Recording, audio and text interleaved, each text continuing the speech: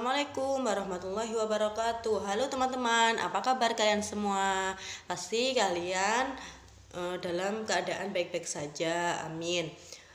Semoga pandemi kali ini bisa berakhir dan kita bisa belajar tatap muka. Di sini saya Ursula Diana Fitriani dari kelas bimbingan konseling 4C.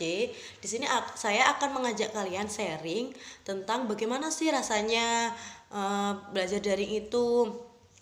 Dan tentunya kalian semua bisa merasakan bagaimana rasanya belajar daring. Untuk saya sendiri, saya juga bisa merasakan, ada juga kita merasa senang, ada kala juga kita merasa kesedihan. Kalian juga pasti merasakan seperti itu. Di sini saya membagi pengalaman saya tentang pembelajaran daring. Tentu saja saya merasa senang. Karena apa? Karena saya bisa melakukan pembelajaran kuliah ini dari rumah dan bisa membantu kegiatan-kegiatan ibu saya yang ada di rumah.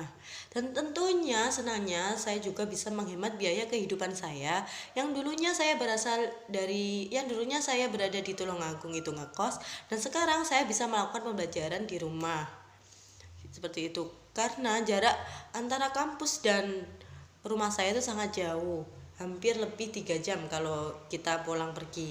Jadi kan nggak mungkin saya berada di rumah kembali lagi ke Tulungagung, kan nggak mungkin. Jadi saya harus ngekos di Tulungagung, seperti itu. Dan rasa sedihnya nih, aku merasa sedih karena apa? Karena rumah saya kan di pedesaan. Terus sinyal itu susah banget lah, di pedesaan itu sinyalnya sangat susah banget. Dan aku harus melakukan kuliah itu dengan rasa senang hati untuk mencari wifi, mencari sinyal. Terkadang saya juga di kebun rumah saya untuk mencari sinyal, terkadang di saudara saya untuk mencari wifi ketika saya melakukan perkuliahan. Tentunya saya merasa sedih ketika ada kuliah malam. Ada kuliah malam itu saya harus bagaimana, masa saya malam-malam keluar cari wifi ke warung kopi, kan nggak mungkin.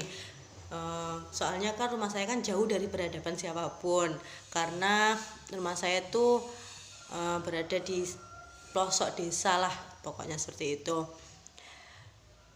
Dan saya merasakan sedih ketika kuliah daring ini. Saya itu biasanya kan dosen menyampaikan mata kuliah dengan menggunakan video atau YouTube. Di sini saya juga merasa senang dan bersyukur karena jika saya bertatap muka, maka saya tidak bisa mereview lagi tentang penjelasan dosen, tidak bisa mereview lagi tentang penjelasan dosen yang telah disampaikan pada mata kuliah yang kemarin. Tentu saya senang jika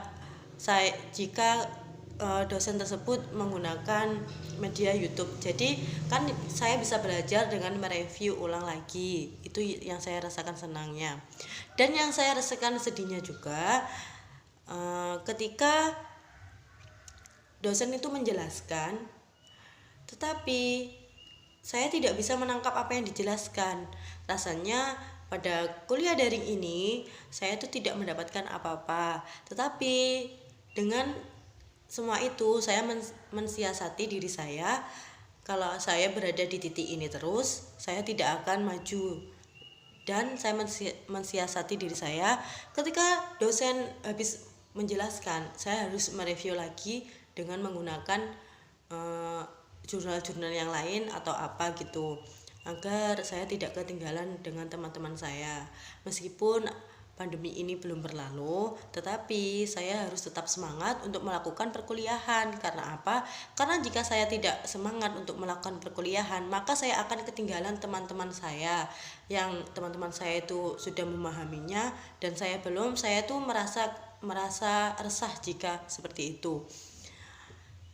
Dan sedihnya juga, saya tidak bisa ketemu dengan teman-teman saya yang awalnya saya tuh